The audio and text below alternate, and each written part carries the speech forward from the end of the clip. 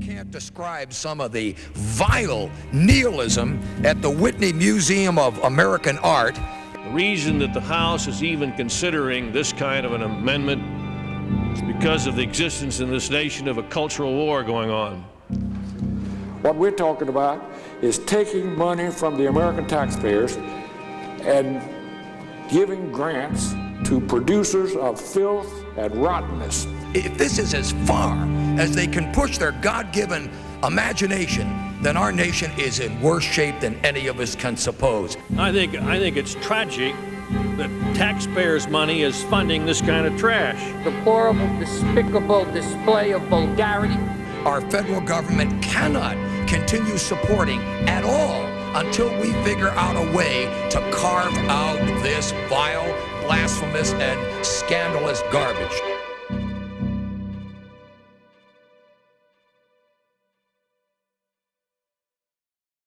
It was very bizarre, surreal, almost like a Kafkaesque experience where you wake up one morning, you're a complete unknown, and you find yourself being denounced in Congress. Now, I don't know Mr. Andre Serrano, and I hope I never meet him, because he's not an artist, he's a jerk. This is an outrage. This is an obscenity. And I also resent the National Endowment for the Arts spending the taxpayers' money to honor this guy. I got an award called the Awards in the Visual Arts, and it was from the Southeastern Center for Contemporary Arts in North Salem, in Salem, North Carolina, Winston-Salem. And basically, it was an award. There was a regional award. 10 artists from around the country were given this award. And I got it for 10 images that I submitted. And as a result of the award, there was an exhibition. There was a traveling exhibition. And one of the images that got me the award in the first place was an image called Piss Christ, a crucifix in urine. Here's a picture. The title, Piss Christ. And who is it financed by? Partially by none other. AVA is funded in part by a grant from the National Endowment for the Arts. What a disgrace. In 1989, I believe in May, before that actually, the American Family Association, a right-wing religious fundamentalist group, targeted Piss Christ. They found out about it, and they sent out over 180,000 letters to their constituents, asking them to protest the use of taxpayers' money for this kind of work. And it got the attention of Jesse Helms and Alphonse D'Amato. And because of all the attention and the controversy centered on Piss Christ in May of 1989, a few weeks later, a Robert Mapplethorpe exhibition that was due to open at the Corcoran was canceled. The absolute tragedy and maybe horror of this entire sad episode was the pillaring of a fellow named Robert Mapplethorpe. This is a little naked boy in one of the Mapplethorpe exhibits of so-called homoerotic art. And that's one of the nicer ones that he had in that collection. The late Robert Mapplethorpe, who managed to contract AIDS in between his pursuit of child pornography and determining the distance certain objects can be inserted in the human body. What the issue really is, and it's indecency and rottenness, homosexuality, sodomy, bestiality. Oh my gosh, I thought there were a lot of really underhanded tactics, if you will, and that was political theater, clearly. Now, if any senator doesn't know what I'm talking about, in terms of the art that I have protested, then I'll be glad to show him the pictures. So they would bring out things that they thought were really egregious and put them out there for the public to see without any context. And no, I was very disappointed and disgusted in that. It's like bringing out pictures of dead babies and the abortion argument. And particularly at a time when during the Reagan administration, the AIDS crisis was the most horrific thing that befell our country at that time. Millions of people were dying. I mean, people were fighting for their fucking lives, you know. And here you had these powerful men in Congress beating up on dead gay artists. It was just grossly unfair. Mapplethorpe received no funding from the NEA for the controversial works, any of the controversial works in question. Rather, the Institute of Contemporary Art at the University of Pennsylvania received some funding from the NEA, and they supported an exhibition of 120 photographs by Mr. Mapplethorpe, and among them were some photographs that some find objectionable. But, you know, we felt at the time, and feel now, that nobody cared about the arts. That was smokescreen. You know, what is decent and what is indecent. You know, these are all really red herrings to divert us from issues that we should be focusing on. And that became something over the decades that we've all become very familiar with, that politicians cynically using wedge issues that they could care less about to rally people to vote for them. But you know what this all is? It's the politics of distraction. You said it this morning. We can't do anything about the deficit. We can't do anything about Social Security funds being used as if they were trust funds being used as if they were general revenues. We can't handle half a dozen big problems. So what do we end up talking about? Dirty pictures. Senator, are you... Oh, God. Are you saying...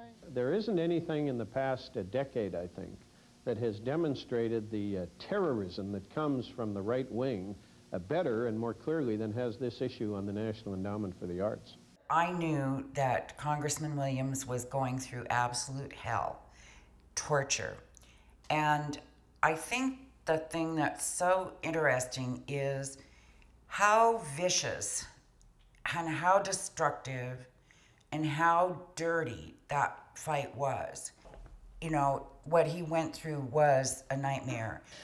Does that congressman want to have pedophiles showing pictures of naked little children? Does he want to have Jesus Christ shooting heroin into his arm? Does he want to have Jesus immersed in a vat of urine? Is that what Congressman Pat Williams wants? And does he think it's chilling to stop that? Is that what that man wants? If it is, I think the voters of Montana might chill him a little bit. The time has come. But to see someone from Montana who, number one, is so articulate and so smart and so real, be able to talk about this, where they're not talking off this high and mighty pedestal from New York or Los Angeles, but talking a person from Butte, Montana, for God's sakes, and just sounding so persuasive and talking about things that are so important to everybody in the country. You know, it was phenomenal. I don't know, I had such admiration for him. And I know he'd go home, you know, often on weekends, and I'd see him on Monday or Tuesday, and I'd say, "So how was it, Pat?" He said, "Well, I drove all across the state here and all across the state here." I said, "Oh my God, how do you do this? Week after week, day after day." And he said, "Well, you know, I love the people out there, but what a job, the lone congressman from Montana." I mean, in the big picture, you know, we look at the way in which the arts serve and small communities in rural areas through the endowment and through the national humanities. It's remarkable. The places where the endowment is really, truly impactful is in places where the arts don't exist in the kind of robust ways they do in the cities. And so for that reason, places like rural Montana, where we grew up, are really benefited by the Shakespeare in the parks, you know, the touring ballet companies, the theaters and exhibitions through local institutions that are in part funded by the endowment. It has this incredible leveraging device. We spend a tiny little bit of taxpayers' money, and it impacts small regional communities in this really profound way. I remember one time a fellow from New York came by my office. I didn't know him. He said, "I just wanted to come in and shake your hands for defending the arts." And I said, "Thanks a lot." And I asked him to please sit down, and we discussed it for about 5 minutes. He was there just between visitors that I had agreed to see. And as he was getting up to leave, he said to me, "By the way, I'm from New York, and we New Yorkers really appreciate you doing this protection of the arts, but I don't understand, why would a Montanan be this interested in the arts?" And I thought to myself, how quizzical. And I also thought to myself at the time, my New Yorkers are parochial. But I explained to him that New York didn't need a National Endowment for the Arts. New York was rich enough to afford the arts on its own. Montana couldn't. We needed the National Endowment. It was part of us. We weren't going to have the kind of art we wanted and deserved as Americans without it.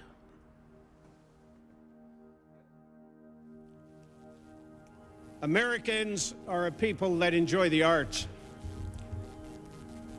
And this is a country that has set this small agency aside with a relatively small amount of money to help leverage the funding for such things as the Vietnam Memorial Wall, Driving Miss Daisy.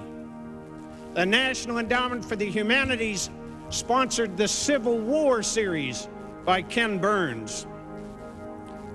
These endowments, particularly the National Endowment for the Arts, has over this past quarter of a century enlivened this country. Could it ever substitute for the private sector? Of course not, nor does it intend to. It simply provides a little yeast for new emerging artists, for the arts to be spread across this country in ever-widening waves and ripples, so that people that live in the small communities, as well as those who live in Midtown Manhattan or downtown Chicago, can enjoy the best of art, which is the best that this country has to offer. A vote for the gentleman's amendment would be a vote to strike that heritage from this country. A vote for the gentleman's amendment would be a mistake. That's why the vast majority of the people in this country do not accept what the gentleman is trying to do, but rather what the majority of us will do, and that is to vote to continue funding for the National Endowment for the Arts.